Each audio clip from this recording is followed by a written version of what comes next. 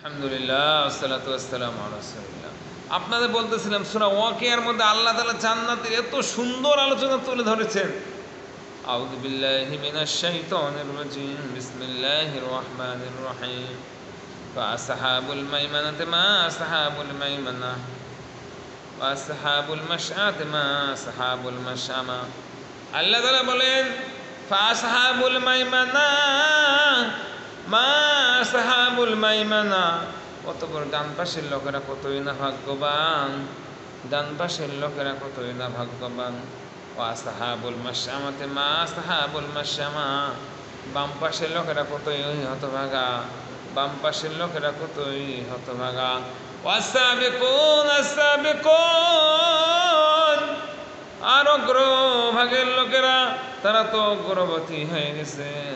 উলাইকাল মুকাররাবুন, তারাই হলো অগ্রসরশীল।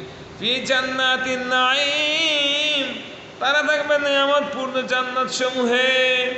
সুল্লাতুম মিনাল আউয়ালিন, একদল হবে পূর্ণবাদীদের মধ্য হতে। ওয়া কলিলুম মিনাল আখিরিন, এবং কম লোক হবে পূর্ববর্তীদের মধ্য হতে। আলা সুরুরিন মাওযুনা, তারা বলবে স্বর্ণ খচিত আসন সমূহে। দেখেন আল্লাহু আকবার, জান্নাতি যারা হবে এদের আসন হবে স্বর্ণ দ্বারা এরকম প্রসাদের মতো। মুত্তাকিনা আলাইহা মুতাকাবিলিন, তারা তাদের ঠেস দিয়ে বসবে পরস্পরের মুখামুখি। জান্নাতি নারী পুরুষকে আল্লাহ এমনভাবে ঠেস দিয়ে এর মুখের দিকে তাকিয়ে দেখে বসে থাকবে, ও গল্প করবে, আনন্দ উৎসব করবে।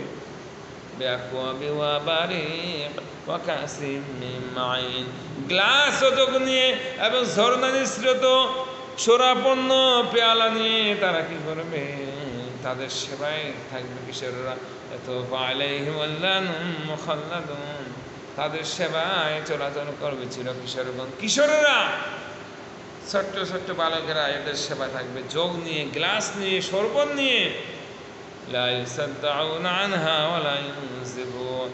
সেই সুরা পানে তাদের শিরো নিপীড়ন হবে না, তাদের মাতাল হবে না। এই শরাব খেলে, এই শরবত খেলে তারা কোনোদিন মাতাল হবে না, তাদের কোনো টেনশন থাকবে না, তারা পাগল হয়ে যাবে না। আমি তো এই পাখির গোস্ত নিয়ে তারা যা কামনা করবে তাই হবে। ও হৌরুন আইন, তাদের সামনে থাকবে হৌরগণ, ময়না উফুরনা, কামসাল লুলুল মাকনুন, আবরণে মোড়ানো মুক্তা সদৃশ, তারা মুক্তার মতো ঝিকঝিক করবে। জাযাম বিমা কানু ইয়ামালুন, তাদের কৃতজ্ঞ পুরস্কার স্বরূপ। লা ইয়াসমাউনা ফিহা লাগওয়া ওয়ালা তাসীমা, সেখানে তারা শুনবে না কোনো অনর্থক কথা বা পাপের কথা।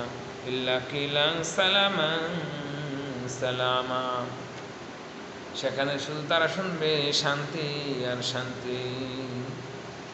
কি মনে করছে? জান্নাত এমন একটা জায়গা, সুখের জায়গা, শান্তির জায়গা, কোনো টেনশন নাই, পেরেশানি নাই, দুশ্চিন্তা নাই। আল্লাহ তুমি আমাদের জান্নাতের মেহমান বানিয়ে দাও।